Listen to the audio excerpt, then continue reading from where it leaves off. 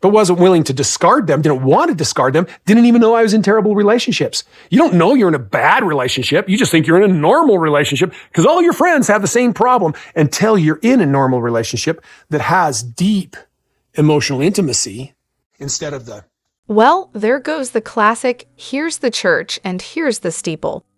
So I guess I'll never get to play that game with my grandbaby now, all thanks to him. Honestly, this guy's creepy beyond words.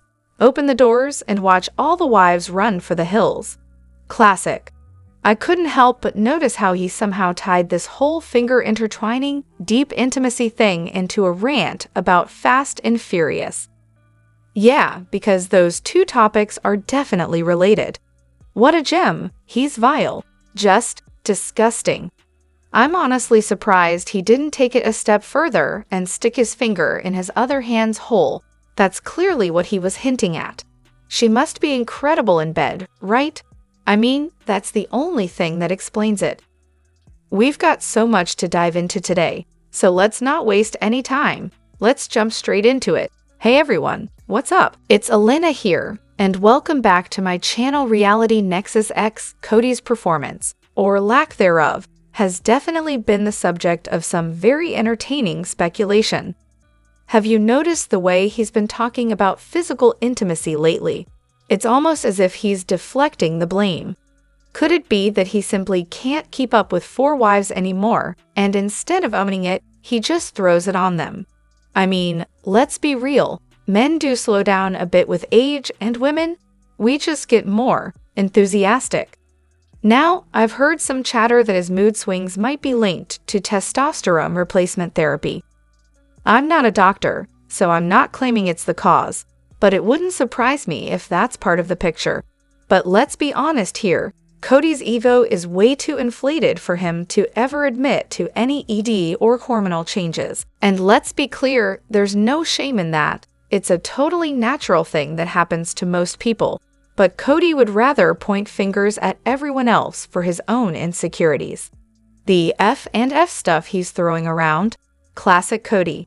He's too busy blaming everyone else for his issues to even consider that it might be his own body betraying him. Honestly, with his age and possible steroid use, it doesn't take a genius to connect the dots. But no, according to Kody, it's definitely not him. It has to be the fault of the original 3 wives. I wouldn't be surprised if one of them mentioned it in a fight, which might just explain why he has this wild hatred for Christine. Makes you wonder, right? The new $2 million house? That's the final straw. I'm officially done watching. Honestly, it's infuriating that this guy, who's been a train wreck from day one, is getting richer by the minute, while the rest of them are stuck in this mess. The house being in a trust just makes it worse. Now, Robyn's kids are the only ones who stand to inherit it, so none of Kody's other children have any claim to their dad's house. But hey, Miri's got her B&B, and let's not forget that Lulero money. She's been pulling in cash from that for years. Janelle just bought 150 acres and is starting a business with Maddie in North Carolina. Honestly, I bet they've made more off Teta Farms t-shirts than MSWC ever did. Christine? She walked away clean, married a guy who actually has a successful business, and they've got their own Airbnb mold that's making money. The OG3 are all thriving without him. And here comes Kody with a $2 million house, probably just to try to outdo everyone, because that's exactly how he operates. But here's the thing, once the show inevitably ends, and it will, what will Kody and Robyn have left? The OG3 are sitting pretty with real, reliable incomes. Can Kody and Robyn really maintain this lifestyle without the show? Can they even hold down real jobs that pay for a giant house full of useless junk? I think we're all tired of watching Kody emotionally and verbally abuse his family while he self-produces his own scenes. The clock's ticking on that reality show money. This house was a ridiculously bad financial decision. And let's be real, unless the house is paid off, splitting the equity 17 ways isn't going to make a dent. Not to mention heating, cooling, and maintaining a place that big. Insane. I have no idea what they're thinking, especially when the show's future is so up in the air. I had a great aunt who had no kids, some investments, and at one point owned the local JCPenney building. But before she died at 96, the nursing home burned through most of her money. When the estate was finally divided minus 15 ways, mind you, I think I got $126. The point is, there's no reason to keep watching the show anymore.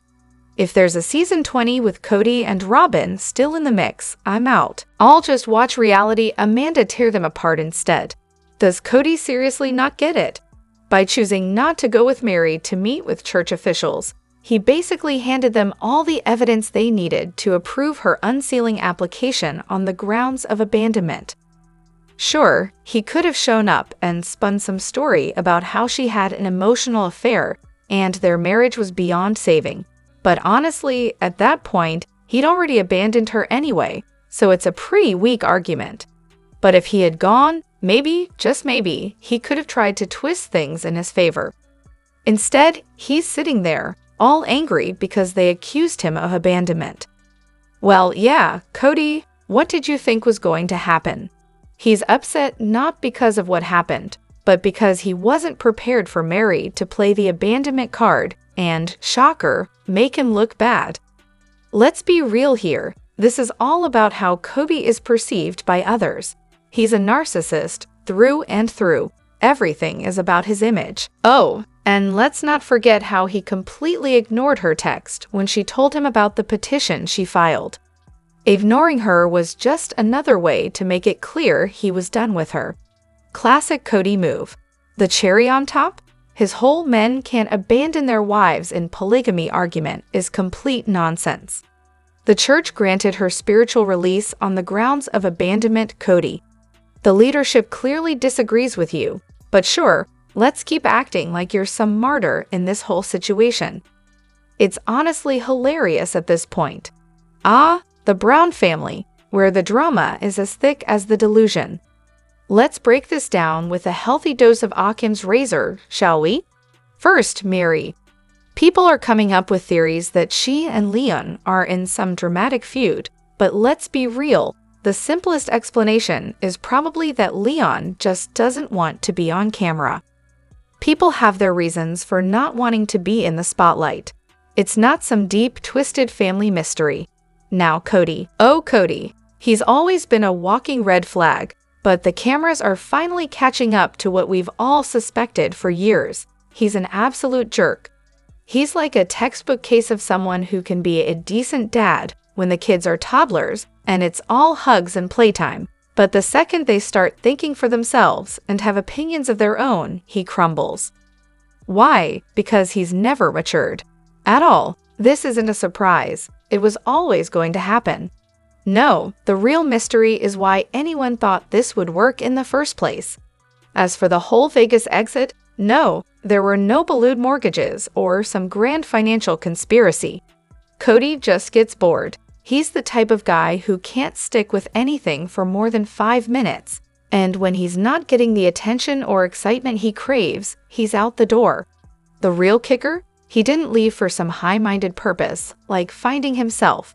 No, he left for a midlife crisis. He was an aging, balding man with kids growing up and wives no longer in their fertile prime.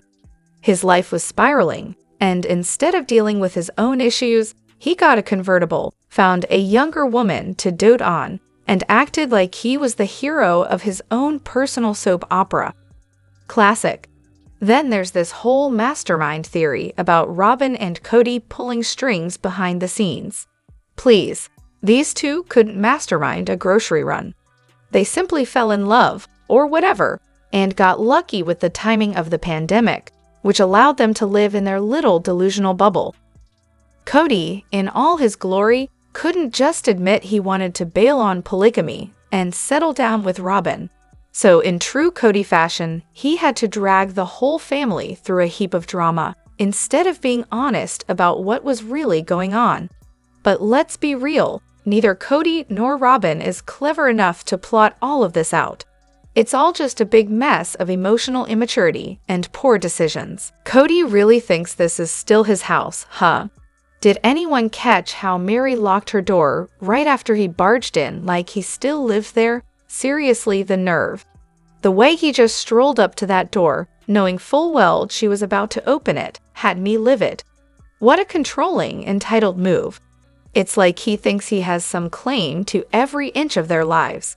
And don't get me started on how he acts about Christine's house and Janelle's stuff. He walks around like he owns everything they have.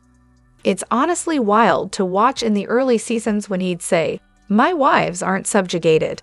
I'd support them financially if they ever wanted to leave." Yet he's nickel and diming Christine. Doesn't even need to do that to Janelle, and somehow, I'm shocked he hasn't tried to claim Mary's B&B as his own yet. But props to Mary for funding that whole thing herself, even if it was tough for her. At least she's not letting him run the show. They just bought a $2.1 million house. How lovely. Seriously, how did they manage that when the last place they lived in was falling apart? But I guess when you're all about yourself, it makes perfect sense. So gross. I can't help but wonder how Isabel feels about it. Her dad wouldn't pitch in for her surgery, but hey, no problem splurging on a brand new mansion with his fourth wife. And I use wife in the loosest possible sense. If Isabel dares to speak up, you know what he'll say. Don't be a bitter old housewife. After all, those scars on her back. Totally unattractive, according to him, never mind the fact that she was in excruciating pain while he was MIA. And if she's still upset, he'll shift the blame onto Christine, like always. Oh, she poisoned my kids against me. Classic Kody. At least we know the next 2 seasons will be full of courtroom drama. And probably Kody's bankruptcy filing. Can't wait for that show to unfold. Tony's comment about David being addicted to gambling and drugs definitely stood out, and not in a good way. I mean, he's trying to compliment David for surviving the loss of his wife without falling into addiction. But why jump straight to those 2 specific vices? It's a little off, right? Normally, people would talk about not succumbing to depression or grief, not gambling or drugs. So what's with the focus on that? Could it be a subtle jab at Kody's reactions to the deaths of his brother and father? Maybe I'm overthinking it, but it does make you wonder. And let's not forget how tone-deaf Tommy's comment about David being like Kody was. He seems to enjoy making those kinds of remarks, like he's trying to get a rise out of everyone. Honestly, the guy's just icky. Then, of course, when he says drugs, Kelty quickly corrects him to drinking. That's gotta be a little telling, right? Honestly, I think people overanalyze what Tommy says because, well, it's usually weird. I'm in the camp that thinks he just says bizarre things with no real intention behind them. It could be as simple as David sharing his story and Tommy just comparing it to the people who use addiction as a coping mechanism during grief. But who knows? I don't think there's any hidden meaning here. Kody is absolutely gross. I'm watching the episode where Aspen gets married, and there's this moment when Kody and Mitch are walking into the groom's cottage. Kody says, "Don't touch the sacred bed," and then he giggles. It was the most cringeworthy thing I've seen so far. I'm not even sure why it hit me so hard, but seriously, yuck. And that giggle at the end? He sounded like a prepubescent child trying to be cool. It was painful to watch. I'm with you on this one. Yuck. Mitch definitely put up with Kody for Aspen, but now it seems like Aspen's had enough of him. I honestly can't blame her. Mitch is so much more of a man than Kody could ever hope to be. Both Mitch and Caleb put up with Kody because they're trying to keep the peace for their wives, but Kody has absolutely no clue that they're just being polite. But seriously, why was Kody so very excited about his daughter getting railed later that evening on the very same bed he was touching? Is that not the most weirdly disturbing thing? I'm honestly torn between that moment and the time he made that comment to Caleb's dad about how lucky Caleb was to be able to plow Maddie later. It's a toss-up as to which one's worse. Let's not even get into his weird comments about wanting to make out with Janelle while his family is falling apart and his kids are clearly suffering. The man is absolutely disgusting. And his behavior at his kids' weddings? He did everything he could to make those moments about him a perfect example of his narcissism. That comment about the bed, you can tell it made Mitch uncomfortable, and I can't even imagine how it made Aspen feel. Those poor kids really got shafted when it comes to having a decent father. I see exactly what TLC is up to. Who else is noticing this? Have you caught on to how Christine has been really leaning into the camera lately? I mean, it's like her storyline has practically become the focal point of every episode. I'm starting to think they're setting up a new show with Christine, David, and their two families. Imagine it, the kids, the grandkids, all under one roof. That's a goldmine for TLC, right? They've always wanted a big, blended family to showcase, and guess what? Christine and David are their perfect candidates right now. So here's my prediction. I'm pretty sure Janelle and Miri are going to fade into the background. And let's be real, Kody and Robyn. They're out. The show is going to be all Christine all the time. I know I'm not the only one who feels this way, right? Look, I'm all for anything that gets Kody and Robyn off the air. We all know the majority of the brown adult kids don't want to be filmed. At least, not the way TLC has been doing it. I mean, sure, they'll pop up in the background during the party scenes, but they're not exactly begging for airtime. So why on earth would David's kids or grandkids want to sign up for this? Sure, I hope Christine and David have a happy marriage and live happily ever after. But seriously, giving them a reality TV show? Doing what? Watching them sit around eating, then when the ratings drop, shifting to some half-hearted cure for menopause and obesity routine with a couple of pink water bottles? I can't do it. I've had enough of the Christine and David show to last me a lifetime. It's like nails on a chalkboard at this point. Disclaimer. This is not an attack on a child who's clearly been through a lot in the last year with her parents' divorce. That said, watching the latest episode was something else for me, and I couldn't even finish it. The main issue, the unbelievable amount of PDA between David and Christine. 6 weeks of dating, and already they can't keep their hands off each other. At this point, David's basically a stranger, right? Imagine being truly stuck tagging along while your mom makes out with this guy on public TV. I can't even begin to fathom how awkward that must be. It's like the world's worst reality show for her, and it was clear as day that Truly wasn't thrilled. There's this one moment where she literally wedges herself between David and Christine while they're holding hands, and forcefully breaks them apart. The adults just laugh it off, of course, because nothing screams healthy relationship dynamics like ignoring your child's discomfort. Another gem. When Christine asks Truly to go up on stage, Truly turns around, throws her backpack at David, and then proceeds to stomp off.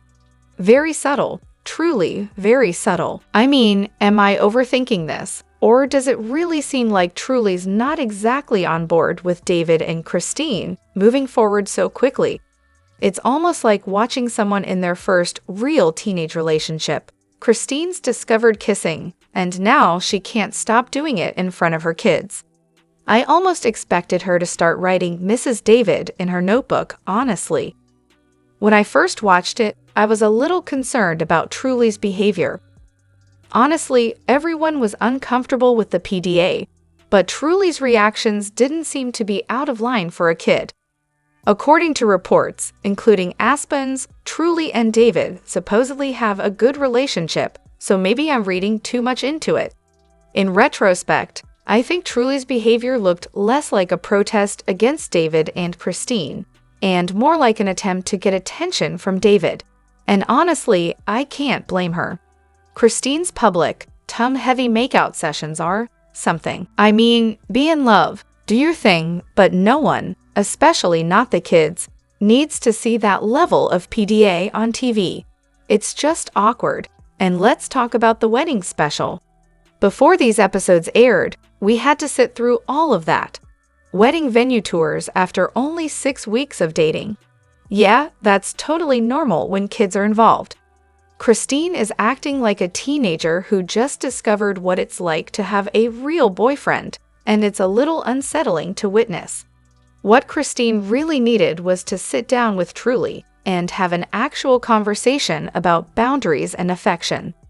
They could have explored why Truly seemed uncomfortable and why it was so hard for her to express her feelings. Counseling could have been a great step for both of them. But of course, Christine just laughs it off like it's no big deal, using the classic excuse, "Oh, they're just kids being kids." Newsflash, that's been her go-to for years, and it's really starting to show. Now, I'm not saying Christine and David should be banned from showing affection. I'm not a monster. But Truly throwing her backpack at someone, yeah, that's not okay either. But here's the thing, Truly did have valid concerns. She just needed a healthier way to express them, with her mom's help. Sadly, that opportunity was completely missed. Let me know what you think in the comments. Don't forget to hit that like button and subscribe to my channel. I'll see you in the next video. Take care and much love to you all.